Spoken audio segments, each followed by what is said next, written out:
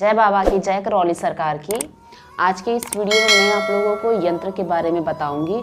जैसा कि आप लोग के कमेंट्स भी आ रहे थे और पूछ भी रहे थे कि दीदी आप एक वीडियो बनाइए जिसके अंदर यंत्र के बारे में पूरी आप जानकारी दीजिए और आपने कहाँ पे स्थापित किया हुआ है और कब उसकी यंत्र को जागृत करने के लिए कब उसका हवन करना है। तो ऐसे करके कुछ प्रश्न थे जिसका आप लोग को उत्तर इस वीडियो के अंदर मिल जाएगा। अभी जैसे कि आप देखोगे तो मैं मेरे पूजा घर में बैठी हूँ और मैंने खुद नवरात्रि का मैंने व्रत 9 दिन का रखा हुआ है और 9 कन्याओं का पूजन करना, उनको भोजन कराना, ये सब चीज़ें मैं खुद करने वाली हूँ। तो फर्स्ट नवरात्र है और फिर 9 दिन का मैंने किया हुआ है। तो इसमें मैंने कैसे किया हुआ है वही मैं आपको बताऊंगी। जैसा कि आप लोग देखोगे तो ये मैंने यहाँ पे माता की चौकी लगाई हुई है और कलश की यहाँ पे मैंने स्थापना करी हुई है। तो कलश के जस्ट बगल में ही मैंने स्टार्टिंग में मेरे 3 घर थे। एक तो रेंट के रूम पे जहाँ पे अभी मैं हूँ, यहाँ के लिए मैंने हवन किए थे और यंत्र स्थापना हुई थी। और इसके अलावा भी हमारे 2 घर और हैं जहाँ पे पापा का बिज़नेस होता है, जहाँ पे आपने देखा हुआ है स्क्रैप का बिज़नेस। तो वहाँ के लिए हमने हवन किया था और यंत्र की स्थापना की थी। और एक हमारा पुराना घर है गुजरात में, ये पुराना घर, वहाँ के लिए हमने यंत्र स्थापना हवन किया था और यंत्र स्थापना किया था। ऐसे हमारे पास 3 यंत्र हो गए थे और हमने 3 हवन किया और 3 यंत्र हो गए थे। तो आप चाहो तो आपके पास किसी के पास 3 यंत्र होगा, किसी के पास 2 यंत्र होगा, किसी के पास 5, किसी के पास 10। क्योंकि स्टार्टिंग में जब शक्ति नहीं खुली थी तो लोगों ने 5 हवन किए, किसी ने 10 हवन किया, जिसके जितने घर, ठीक है, जिसके जितने घर थे उसके हिसाब से उन लोगों ने उतने हवन किए। तो मेरे पास 3 थे, वैसे आपके पास भी 3-4 हो सकते हैं। तो आप क्या कर सकते हो कि सारे यंत्र को एक साथ में आप रख दीजिए जहाँ पे आपने कलश की स्थापना करी है। माँ की आपने जो चौकी लगाई हुई है, माँ आपने कलश की स्थापना की है, तो उसी के जस्ट बगल में जैसे कि मैंने यहाँ पे रखा था, आप यहाँ पे कुछ बिछा के अच्छे से यहाँ पे सारे यंत्र एक साथ में आप रख सकते हैं। अगर आपके घर में स्पेस है, आप इसी घर में हवन कर सकते हैं। तो सारे यंत्र भले ही 4, 5, 10 हो, जितने भी यंत्र है सारे यंत्र एक साथ में रखिए। अगर आपके घर में स्पेस है, आप घर में हवन कर सकते हैं, तो यहाँ पे ही हवन कुंड बना के अपने घर में आप हवन कर लीजिए। सामने सारे यंत्र रख दीजिए। इससे ये होगा कि सारे यंत्र आपके एक ही हवन में आपके सारे यंत्र जागृत हो जाएंगे, ठीक है। और सारे यंत्र को फर्स्ट डे से जैसे कि मैंने क्या किया था, मेरा जो यंत्र है उस यंत्र को मैंने जब मैंने कलश स्थापना की थी फर्स्ट डे, उसी दिन मैंने यंत्र को पूजा घर में रख दिया था और 9 दिन तक मैं रखी थी। साथ में जब माँ की आरती करती थी तो यंत्र को भी अगरबत्ती में दिखा देती थी। ऐसा मैं करती थी। आप लोगों ने नहीं किया होगा, कोई दिक्कत नहीं। मेन चीज़ का ध्यान रखना होता है अष्टमी के दिन, अष्टमी और नवमी के दिन हमें यंत्र निकाल के हमारे पूजा घर में जहाँ पे हम लोग कलश की स्थापना की, 9 दुर्गा माँ की हम पूजा कर रहे हैं, वहाँ पे आपको यंत्र निकाल के रख देना है और उसकी पूजा आपको करनी है। तो आज का अष्टमी का दिन है, आज अष्टमी है, ठीक है, इसीलिए मैं वीडियो बना रही हूँ। मुझे सुबह ही बना देना चाहिए लेकिन मैं खुद व्यस्त थी इसलिए लेट हो गया। कोई दिक्कत नहीं, कल नवमी है। वीडियो आज मैं आप लोग को शाम तक वीडियो ये अपलोड हो जाएगा, तो आप लोग देख लीजिएगा। तो जो लोग अष्टमी का हवन सुबह कर लिए हैं अच्छी बात है, जो लोग नहीं किए हैं वो देख लीजिएगा। बाकी नवमी के दिन भी आप हवन कर सकते हो। तो क्या करना है, आपको क्लियर हो गया होगा कि आप जो साल में 2 नवरात्र आती है, ठीक है, 6-6 महीने पे। तो गुरु जी का आदेश है, गुरुदेव ने कहा है कि आप साल में जो दोनों नवरात्र आती है, दोनों नवरात्र में आपको हवन करना पड़ेगा यंत्र को जागृत करने के लिए। तो जैसा कि मैं अभी आज मेरा अष्टमी है तो मैं खुद हवन करने वाली हूँ, लेकिन मैं यहाँ पे इस घर में नहीं कर पाऊँगी, रेंट के रूम पे रह रही हूँ, तो यहाँ पे मैं कर भी नहीं पाऊँगी। तो मैं मेरे पापा का जो स्क्रैप का जहाँ पे बिज़नेस होता है, जो हमारा गोडाउन है, पापा का दुकान है, वहाँ पे लेके जाऊँगी यंत्र।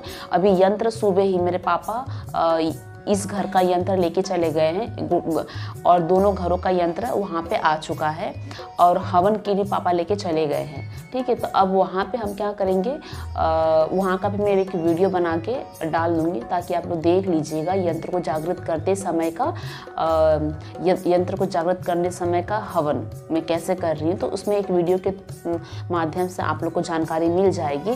तो अभी इस वीडियो के अंदर मैं आप लोग को यही जानकारी दे रही थी कि सारे यंत्र एक साथ रख के आप यहाँ पे हवन कर सकते हो। अगर यहाँ पे नई जगह है तो आप एक कोई महिला थी, उनका कमेंट था कि हम बालकनी में कर सकते क्या। कहीं भी आपको जहाँ जगह मिले, जहाँ पे आपको लगे कि यहाँ पे कोई परेशानी नहीं हो सकती हवन करने के लिए हम कर सकते, तो उस जगह आप हवन कर सकते हैं।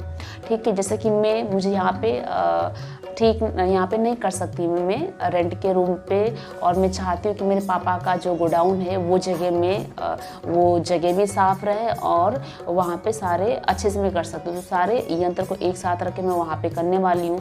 और यंत्र को जागृत करने के लिए अष्टमी और नवमी के दिन ही हमें उसकी पूजा करनी, और हवन भी हमें उसी दिन करना रहता है। ये भी आपको क्लियर हो गया होगा। और क्या जानकारी आपको चाहिए रहेगी, और अगर कोई प्रश्न आपके होंगे तो आप इस वीडियो के कमेंट बॉक्स में जाके आप कमेंट कर दीजिएगा, तो उसके ऊपर भी एक आध दो वीडियो बना के मैं आपको बता दूंगी। तो आशा करती हूँ कि आप लोग को इस वीडियो के माध्यम से थोड़ी जानकारी मिल चुकी है यंत्र की, कि यंत्र की पूजा हमें कब करनी है। और हाँ, जो यंत्र है उसको भी जब आप पूजा कर लें तो लोग पूछते हैं कि हम उसको कहाँ पे रखें, तो उसको आप अपनी तिजोरी में रख सकते हैं या फिर कोई संदूक खरीद लीजिए। उसे हमें जतन से ही छुपा के रखा जाता है। ठीक है, जहाँ पे हम छोटे बच्चों की किसी की भी नज़र ना पड़े, छोटे बच्चों की नज़र ना पड़े, कहीं भी आप ऊपर या फिर कहीं भी आप अच्छे से संभाल के रखिए और नवरात्र में उसे निकालिए। और उसका जो लाल वाला कपड़ा बंधा हुआ है, लोग पूछ रहे थे कि इसको खोल के साफ़ करना है क्या, तो नहीं, उसको खोलना नहीं है, उसको ऊपर से आप हल्का हल्का साफ़ कर दीजिए। और आपका जो पूजा घर है वहाँ पे आप छुपा के तिजोरी में कहीं भी उसको रख दीजिए और नवरात्र में निकालिए, 9 दिनों के लिए निकालिए, पूजा घर में सामने रख दीजिए, पूजा पाठ करिए और अष्टमी नवमी के दिन यंत्र के हवन करेंगे तो यंत्र आपका जागृत हो जाएगा। हाँ, और गुरुदेव ये भी कह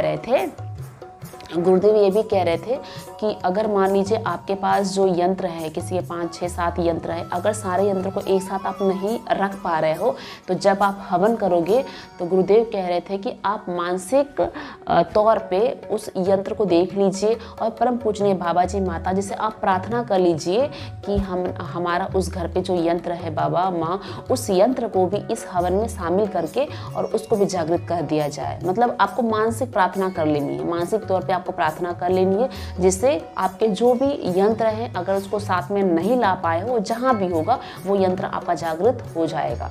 तो मानसिक तौर पे भी आप पूजा पाठ कर सकते हो, जरूरी नहीं है कि सब यंत्र साथ में हो।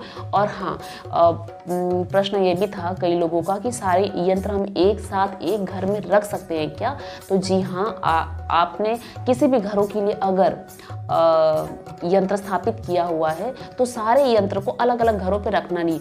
मैंने रखा हुआ क्योंकि हमारा घर पास में ही है तो हम लोग सब जगह जा सकते हैं। कुछ लोगों का घर तो काफ़ी दूर दूर रहता है तो वो नहीं आना जाना कर सकते, तो सारे यंत्र को आप एक साथ एक घर में रख सकते हो, उसमें कोई दिक्कत नहीं है। ठीक है, और आपको और क्या हो सकता है प्रश्न आपके, यंत्र को आपको अच्छे से छुपा के रखना है और अष्टमी नवमी के दिन आपको उसकी पूजा करनी है। यंत्र के जागृत करने के लिए साल में 2 बार यंत्र को जागृत करने के लिए पूजा करनी है। तो शायद यही आपके प्रश्न थे जिसका मैंने आपको जवाब दे दिया। अगर और भी कोई